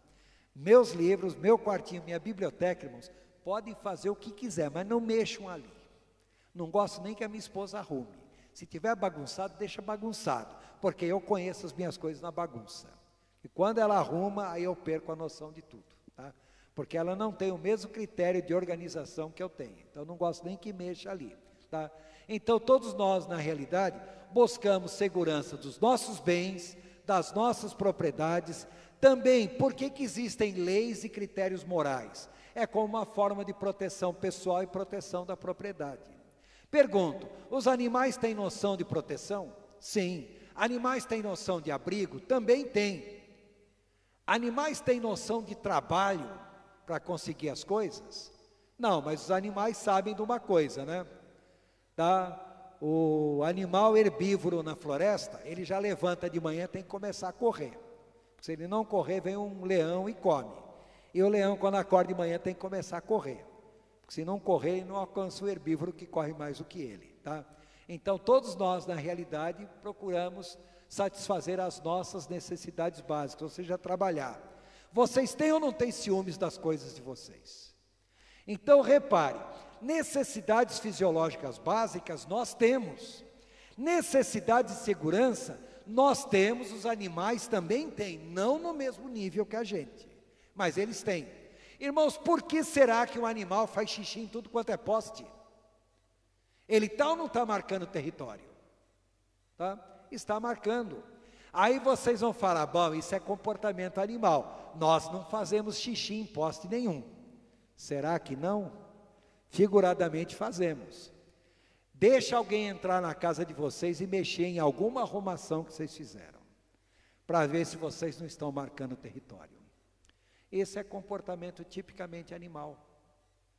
Irmãos, está entendível para todo mundo ou eu estou falando algo complexo? Não? Tá bom. Então vamos ver agora se a coisa vai complicar. Todos nós também temos necessidades de relacionamentos sociais, pertencimento, vinculação, buscamos relacionamentos primários com pessoas da família, relacionamentos secundários, amizades, os grupos sociais, assim por diante. Todos nós, em algum momento da vida, buscamos parceiros afetivos. Há necessidade de vocês se casarem? Não, mas vocês se casaram. Por quê? Porque quando chegar a época, irmãos, não tem quem segure. Vocês podem colocar um menino e uma menina lá numa ilha deserta onde tem uma lagoa azul. Nunca aprenderam nada, mas quando chegar a época, eles não precisam ter aula, eles vão saber como fazer. Assistiram o filme Lagoa Azul? Tá? Souberam ou não souberam como fazer? Então, pais, vou segurar minha filha com rédea curta. Você pode segurar sua filha com rédea curta, mas quando chegar a época, não tem rédea que segura, tá? Que vai acontecer, vai, com ou sem seu consentimento, mas que vai, tá? Ou seja, tudo isso daí é comportamento instintivo. Reparem que até esse grupo 3, nós seres humanos temos, os animais também têm. Agora observe o quarto grupo de instintos: necessidade do eu ou de autoestima, confiança em si mesmo, confiança nos outros, confiança dos outros, autonomia, reconhecimento social. Será que os animais buscam isso? Será que os animais têm noção disso? Nós já estamos falando em instintos tipicamente humanos, tá? E o quinto grupo, então, quando nós falamos necessidade de autorrealização ou realização pessoal, ou seja, desenvolver todo o nosso pleno potencial, a nossa capacidade de resolver problemas, a necessidade de saber e entender um monte de coisa, tá? Sistemas de crenças, valores, necessidades estéticas do bom, bonito, justo. Será que os animais têm isso? Não, não tem. Esses são instintos tipicamente humanos. Agora entendam, todos esses instintos que eu mencionei até agora. Bom, antes disso, deixa eu fazer o resumo geral. Então observe as necessidades fisiológicas básicas, relacionadas à saúde física e à sobrevivência do indivíduo, tá? Não só do indivíduo como pessoa, mas também do indivíduo como espécie. Então a necessidade de ar, água, alimento, tá? A necessidade de excreção fisiológica, as atividades físicas, descanso e sono, calor, conforto física, homeostase, sexo, são necessidades fisiológicas básicas. O segundo grupo, necessidade de segurança, nós já mencionamos todas elas. A segurança pessoal da espécie e da propriedade. Então, proteção, abrigo, etc, etc. Tá? Depois o terceiro grupo, necessidades de relacionamentos sociais. Então, como diz o nome, relacionados à associação e à afetividade. O quarto grupo, necessidades de autoestima, é a pessoa buscar a sua realização. Então, confiança em si, nos outros, tal. Ou seja, necessidades que são meramente psicológicas, não são necessidades físicas ou sociais. E o quinto e último grupo, irmãos, na realidade não são só 5 grupos, são 10, isso aí é um resumo, tá? As necessidades de autorrealização é a pessoa atingir tudo aquilo que ela pode atingir em termos de potencial. Quem já estudou sobre pirâmide de Maslow, isso aí é conhecido como pirâmide de Maslow. Quem fez curso de administração, de RH ou coisa assim, Abraham Maslow foi um psicólogo, nasceu nos Estados Unidos, mas viveu na Inglaterra. Então alguns dizem psicólogo americano, outros dizem psicólogo britânico. Abraham Maslow, ele criou essa escala das necessidades humanas. Aqui está resumidinho. O que eu quero que vocês entendam, que se nós pegarmos esses 5 grupos de necessidades, nós vamos ver que nós temos aí, dependendo do modo como a coisa é enxergada, no mínimo 38 instintos diferentes ou mais. Tá bom. Imagine uma baita de uma mesa redonda, gigantesca, com os 40 pés diferentes.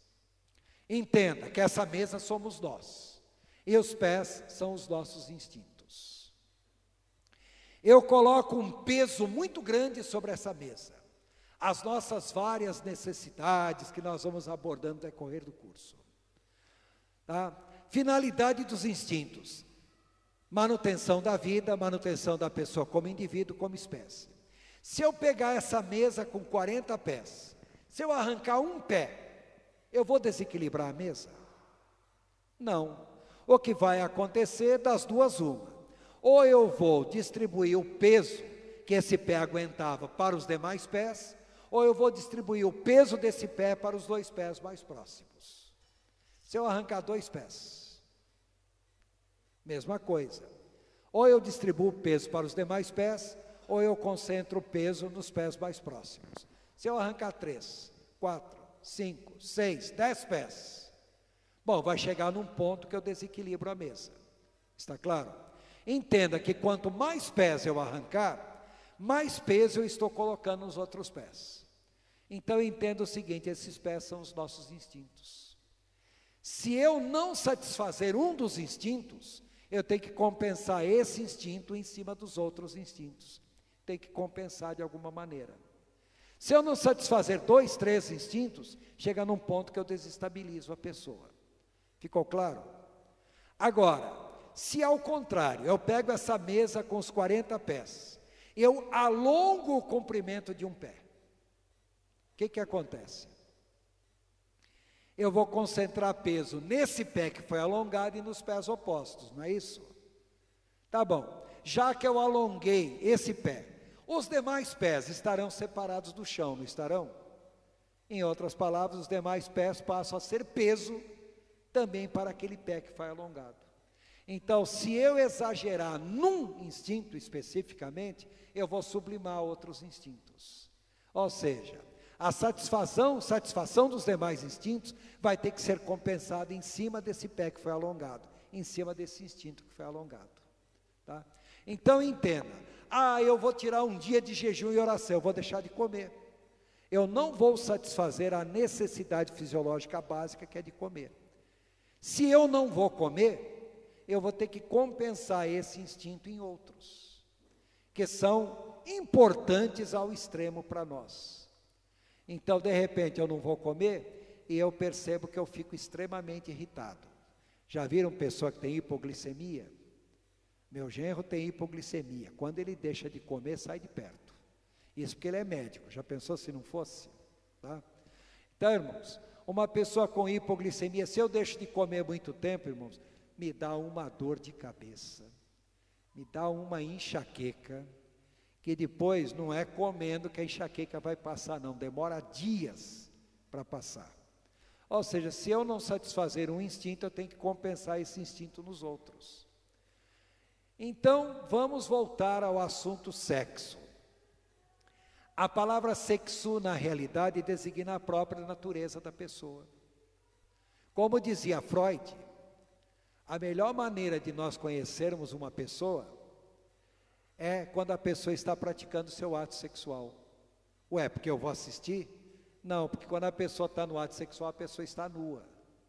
Nua? Não, não é nua pelada de roupa.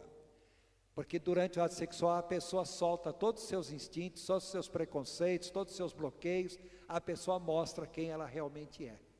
Tá? Então a pessoa manifesta comportamentos que em outros momentos ela não manifestaria. Tá? Então, muitas vezes, quando nós vamos aconselhar alguém, nós, direto ou indiretamente, acabaremos chegando no assunto vida sexual da pessoa. Não me interessa conhecer a vida sexual da pessoa. É que ao falar sobre a vida sexual dessa pessoa, a pessoa vai revelar muito mais coisas sobre si, coisa que talvez nem ela imagina que tem esse tipo de comportamento. E cá para nós, irmãos, falar sobre sexualidade com homens é extremamente difícil. É muito mais fácil falar esse tipo de assunto com mulher do que com homem. Porque se a mulher tem problema, ela se abre e fala do seu problema. Se o homem tem problema, ele nem admite que tem problema. E o que tem de homens problemáticos nessa área, vocês não são capazes de imaginar. Tudo bem? Eu acho que vocês ficaram com uma cara de ué. Mas não se preocupem, que o pior ainda está por vir. Tá? Vocês verão mais para frente. Tá? Bom, irmãos, uma coisa que não está no livro Psicoteologia, mas é importante que vocês conheçam. Existem pessoas que são dominadas mais pelos seus instintos do que por qualquer outra coisa. Existem pessoas que são dominadas mais pelas emoções. Outras pessoas mais dominadas pelos sentidos, pelas percepções. Outros são extremamente lógicos, dominados pela razão. E outros são extremamente voluntariosos, dominados pela vontade. Então, pessoas que são altamente instintivas. Primeira característica, se é instintiva, é uma pessoa impulsiva e cheia de iniciativa. Legal, é o lado positivo. Ela é impulsiva, é cheia de iniciativa, normalmente é um líder, é um mau líder, mas é um líder, tá? Agora, por outro lado, são pessoas que têm falta de controle dos seus impulsos, são pessoas que não sabem lidar com limites, frustrações e perdas, são pessoas que muitas vezes se torna extremamente compulsiva, ou seja, um dos instintos é exagerado. Então desenvolve compulsão alimentar, glutonaria, bebe, é compulsão por bebida, uso de drogas, compulsão por drogas, sexo, compulsão por sexo. Então pessoas altamente instintivas têm o lado positivo, que são cheias de iniciativas, são pessoas, são pessoas de ação. Não são pessoas de contemplação, de pensar, de meditar. São pessoas que chegam lá e fazem. Só que são pessoas que têm controle muito difícil de instintos, não sabem limites, tá? São pessoas que não sabem lidar com frustração, não aguentam um não de jeito nenhum. Irmãos, uma das coisas que eu mais ouço na igreja e em clínica, tá? Marido quer manter relação sexual com a esposa diz não. Bom, já começou a Terceira Guerra Mundial. Se ela disser não, tá? Vocês estão rindo, mas garanto que vocês já passaram por isso. Homem, quando está afim, não sabe dizer não, e a mulher aprende uma coisa: ela pode usar o sexo como arma. E como as mulheres usam o sexo como arma para coagir o marido. E conseguir muita coisa do marido usando o sexo como arma. Está errado. Mas que as mulheres fazem, tá? Ou alguma aqui pode dizer de sã consciência que nunca fez isso. Se disser que nunca fez, eu vou profetizar, vai fazer um dia, fique tranquilo. Tá? Além disso, tá? Pessoas instintivas, em geral, são pessoas muito inteligentes, são pessoas muito intuitivas. Ela sabe que sabe, não sabe como sabe, mas sabe que sabe. E são pessoas muito práticas. Normalmente não é uma pessoa organizada, ao contrário, é bem desorganizada, não é detalhista nem perfeccionista, o importante é fazer. Tá? Se vai cometer alguma falha, não interessa. Os fins justificam os meios, na cabeça dela, tá? Em geral, é uma pessoa muito teimosa, consegue aquilo que quer, consegue, mas não é focada em objetivo, tá? Quer dizer, o objetivo final não é tanto aquilo que ela pretende, mas se falar não faça, falou não, agora eu vou fazer. Disse que não é para fazer, então eu vou. Ou se falar faz, não, agora eu não vou fazer. Tá? Por quê? É sempre a pessoa do contra. Além disso, também é a pessoa que se envolve em várias atividades ao mesmo tempo, começa tudo e não termina nada. É um monte de coisa, é uma desorganização, uma baderna generalizada. Não é pessoa confiável, não assume suas culpas e responsabilidades, normalmente é a causa de problema. Raramente é a solução de um problema. Geram mais problemas do que solução. Se eu estiver falando com algum de vocês, por favor, não conheço vocês individualmente. É para vocês saberem que talvez vocês sejam altamente instintivos, tá? Também é uma pessoa autônoma. Eu sou autônomo, eu sou independente. Não, é egocêntrico, não necessariamente egoísta, tá? Tem forte tendência à ira, tem forte tendência à criminalidade, crueldade e até mesmo assassinato. Tá? Raramente é uma pessoa suicida. Pode matar os outros, mas ela não se mata. Tá? Os outros que se danem, desde que eu me dê bem, é a famosa lei de Gerson. Quero tirar vantagem. Tá? Mais do que isso, é uma pessoa altamente social, se relaciona com todo mundo, mas é manipulador, é controlador, seus relacionamentos sociais em geral são abusivos, tá? E opressivos, é uma pessoa possessiva e ciumenta. Então cuidado, pessoa ciumenta demais. Seu senso de moral é pessoal e não social. Não interessa o que a sociedade diz, o que interessa é o que eu penso. Sociedade que se dana, a minha opinião é que interessa, tá? Além disso, é uma pessoa que raramente se estressa, que legal, mas causa estresse em todo mundo, tá? E, para encerrar, vive o tempo presente e desfruta o lado bom da vida. É uma pessoa imediatista e normalmente não é uma pessoa espiritual. Já viram esse tipo de crente na igreja? Que é o famoso crente casca grossa?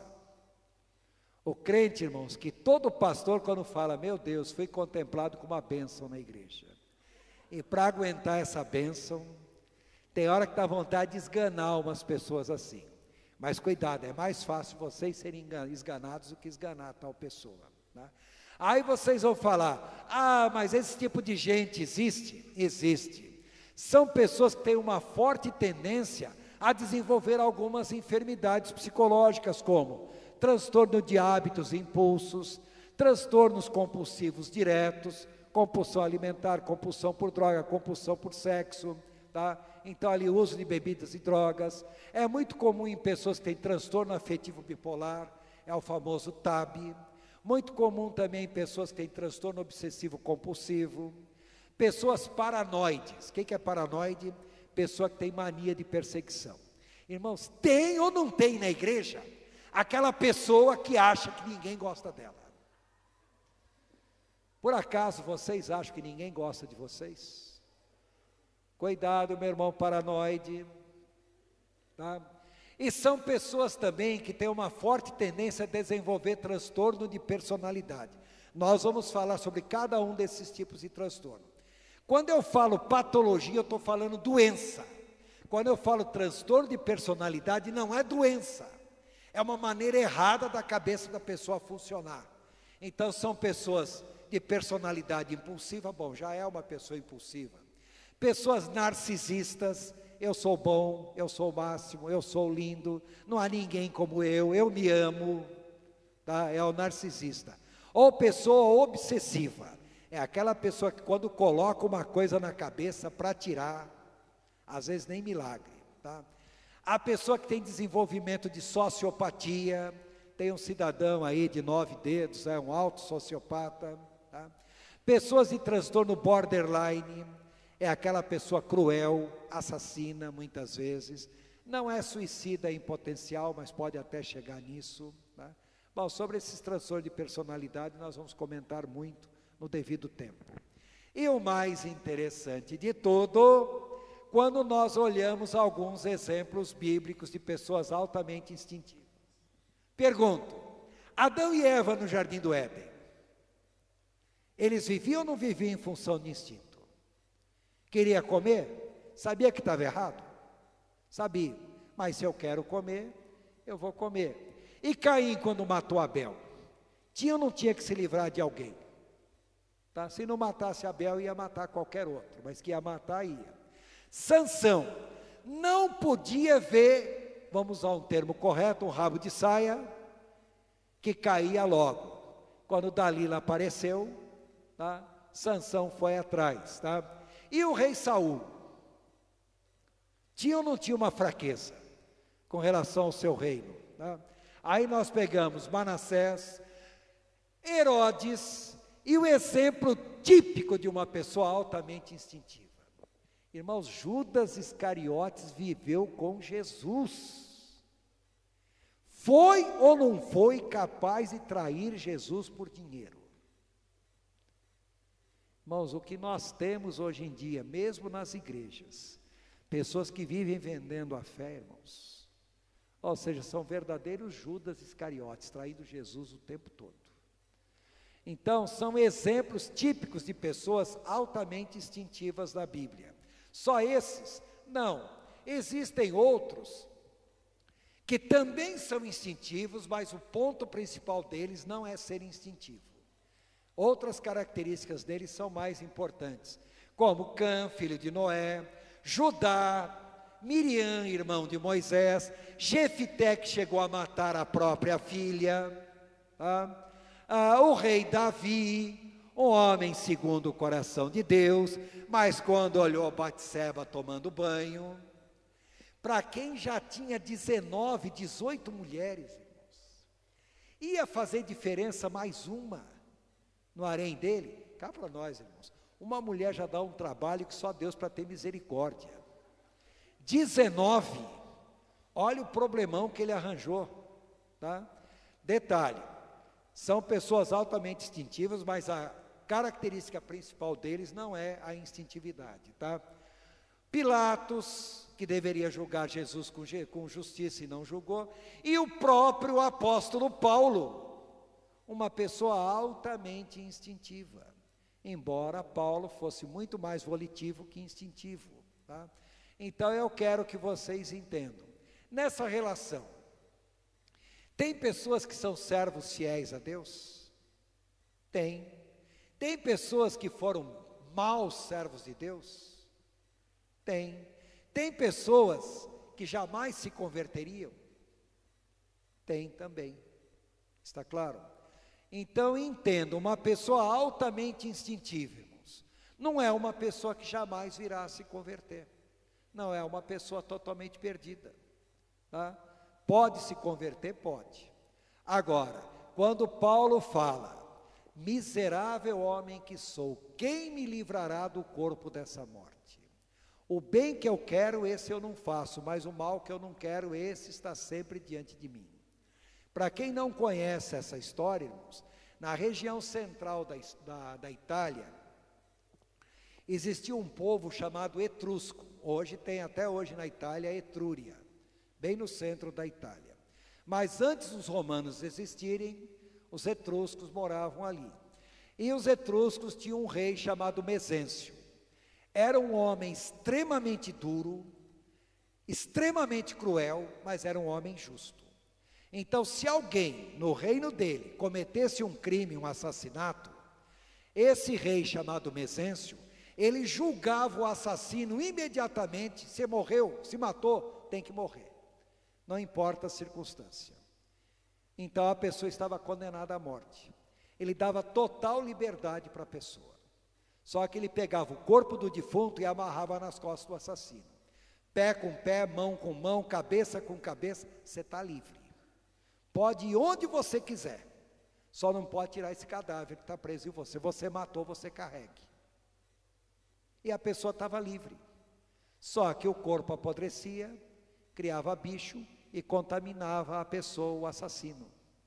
Aí a pessoa andava pelos campos, miserável homem que sou, quem me livrará do corpo dessa morte? Não foi Paulo que escreveu isso, foi um poeta romano chamado Virgílio. Paulo pegou as palavras de Virgílio e quando ele fala, eu me converti, mas eu tenho um velho homem que eu tenho que carregar nas costas o tempo todo. É o homem natural, é o homem instintivo. Miserável homem que sou, quem me livrará do corpo dessa morte? Quem é que Paulo tinha que carregar?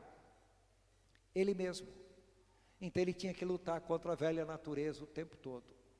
Então, pessoas altamente instintivas têm uma dificuldade tremenda de lidar com os seus instintos. Tem que carregar isso o tempo todo. Então saiba de uma coisa, se você tem compulsão por sexo, compulsão por dinheiro, compulsão por comida ou coisa assim, dá para você vencer a compulsão? Dá. Agora entenda uma coisa, isso é instinto. Cedo ou tarde, esse instinto vai se manifestar na vida de vocês, porque ele é muito forte. Se vocês não satisfazerem o instinto, vocês vão ter que compensar esse instinto em algum outro instinto. E em dado momento, vocês vão fraquejar e vão acabar caindo nesse instinto. Está claro? Por que será que é muito comum, exemplo que eu ouvi hoje na clínica, casal bem casado, vive bem, tal, só que tem alguns probleminhas em relacionamento. É só a mulher falar para o marido, estou de greve.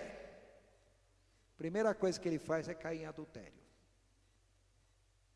ele tem uma impulsividade sexual muito forte.